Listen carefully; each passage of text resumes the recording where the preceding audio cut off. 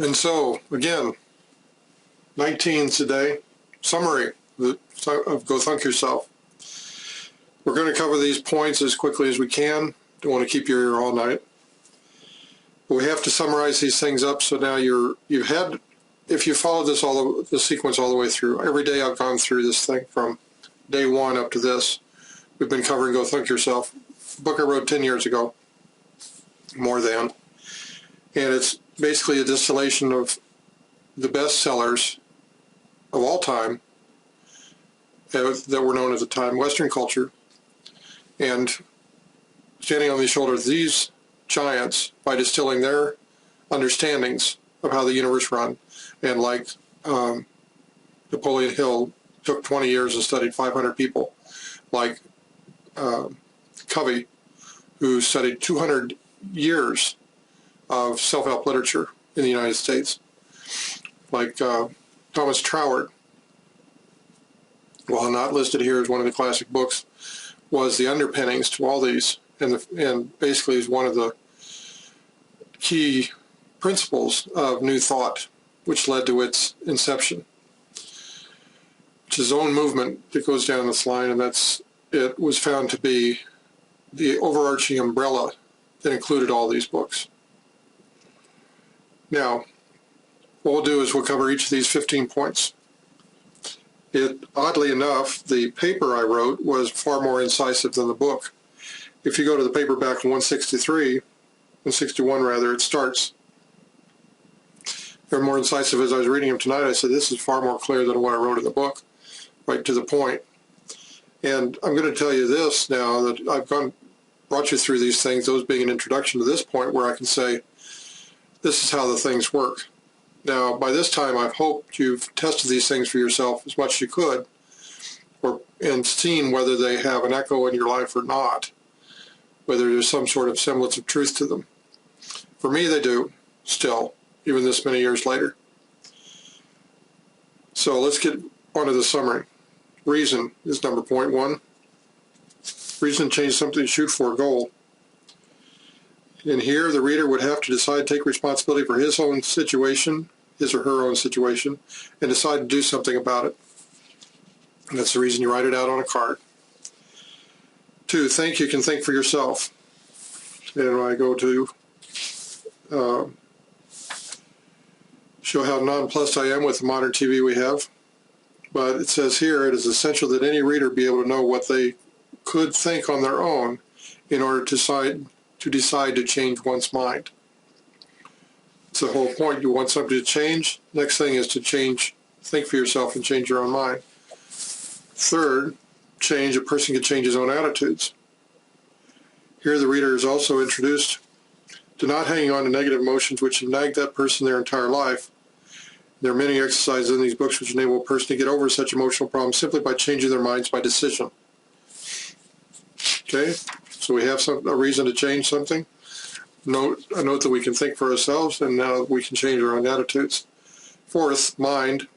The surrounding environment is a result of the mental environment.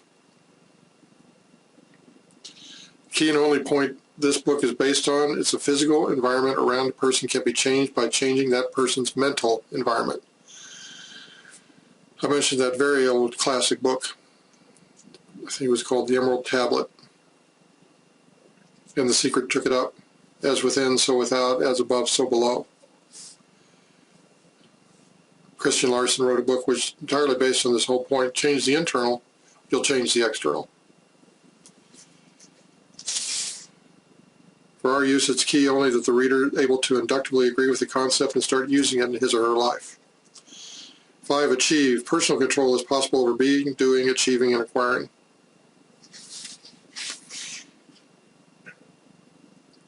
Since thought is under control and creates the external universe, if only through the action of creating one's own attitudes, then personal achievement is basically limitless, providing no physical handicap is present. Again, a logical step.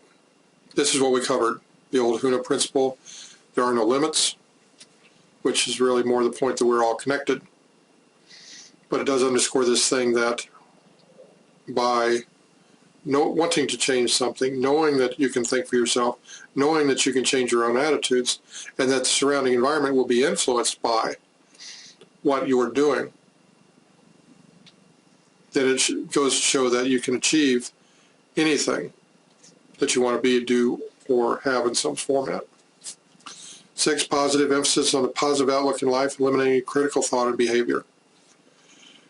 Another logical step, since people can think and decide for themselves, who have something they want to achieve, these now can step up to the plate and decide to act, or mostly positively, or improving their lives.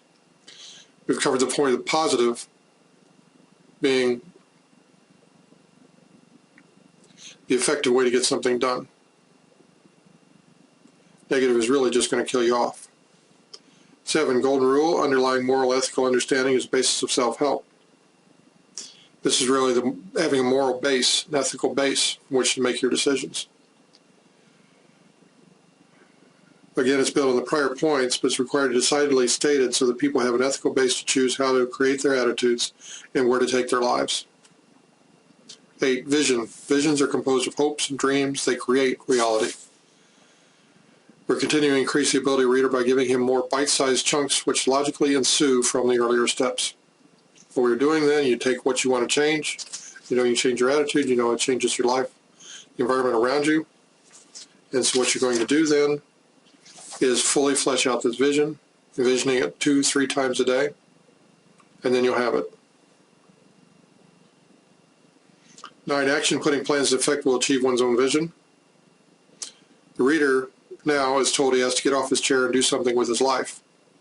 When you get the impulse, when you envision your thing, when you put your vision out in front of you, you will get certain inspired thought.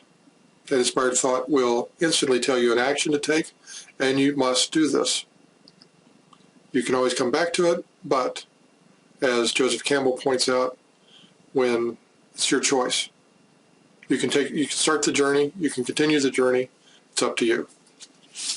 But if you don't want the vision, if you don't want to achieve the vision, do nothing. If you want to achieve it faster, do what you're asked to do. Do what comes in your inspiration and your intuition. 10, faith. Faith is self-generated, self-created. Read at this point is reminded again that this is self-help, and so one has to have faith in oneself to get the vision executed for real. There's an unlimited amount of energy you can put behind your vision to make it manifest faster. It's up to you to generate that faith.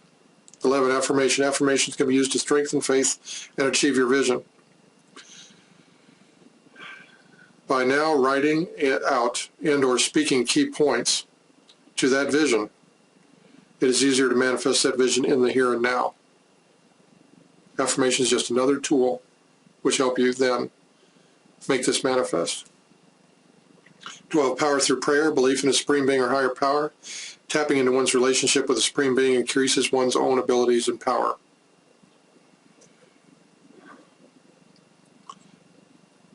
Most people agree that there is some sort of supreme being or higher intelligence at work. Mentioning this at this point should only get agreement minimally, but can increase the effects of planning and actions and manifesting the vision of the individual markedly. Again, another tool. There is a greater power, a greater force out in this universe surrounding us. By praying in some sort of fashion, meditating, considering, reviewing, this will allow, along with affirmations, will allow your manifestation of your vision to come faster and more powerfully forward. Become more concrete, more real in the here and now. 13, peace of mind. Peace of mind is attainable through self-control. Working from a stably peaceful mind will be far more efficient in manifesting his or her goal. Again, you can do these other things here, but if you're taking the time to then all these points out on each other, on the preceding ones, build up, calm your mind, develop the ability native to all of us, but you have to train this stuff to help it shine through all the layers of stuff that we put on top of it. Develop the ability to have a calm, clear, simple approach to things, to achieve your peace of mind and be able to manifest that at any time or all the time. Another tool you can use. 14, mastermind. Surround yourself with people around you who think as you do. Composite mind will achieve the composite vision shared. And this little caveat here But until one is rock solid with the vision, planning, and underlying self-confident attitude, only then should one start to bring others on board. And so we give you 13 points before this, so you can get all the groundwork laid out. And you'll have your own purpose, your own vision, your own burning desire well worked out by that point. At that point, then start recruiting other people to help you with this. Because as a mastermind group, they will contribute from their own aligned purpose. They're part of this puzzle, and you'll get that vision that all of you share to show up, to flesh out, to build far faster than any total amount of individuals would do. The group is more powerful than the individuals as a total. 15th then became focus. You had, at that point, I've gone over these 14 points. Every one of them is vital. Every one of them is found in these, the majority that are found, as we went over in the study, went over in the book, that these are majority show up in all these classics that are the best sellers of all time. The ones people have done all these research. What made them classics were that their authors had done intensive amounts of research to bring all this data forward. And what we're doing is distilling these down into 14 points plus vision plus focus, which are all tools for you to sort out what you want to do, sort out the beingness that you have to assume or to let shine through of what you need to, so you can then take the actions you need to in order to achieve or acquire all the little parts in the grander whole of the vision that you have.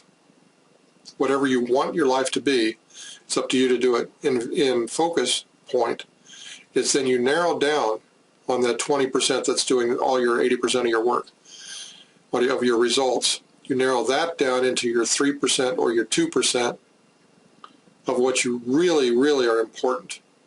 And keep narrowing that down until you pinpointed exactly what you should be working on at any given point during the day. And during that, and overnight. And if you evolve your mind, your mindset, your mental programs, your vision, your faith, your purpose toward this narrow point, then all the force, all the ability, all the talent you have will pinpoint itself on this exact point that you need to sort out. And these things will come forward. You can work on them. You can resolve them quickly. And your vision comes faster and faster and more wider, that even in its fleshed out totality, it will be more than you even envisioned, you even created for it. But the whole point is that you have to start. You have to do something. Okay? So there's Go Thunk Yourself. We're going to take up James Allen next, which is the back part of this paperback. And appreciate your being here. I hope you're getting us more out of this than I am. I'm getting a great deal. Thank you for being here. Good luck.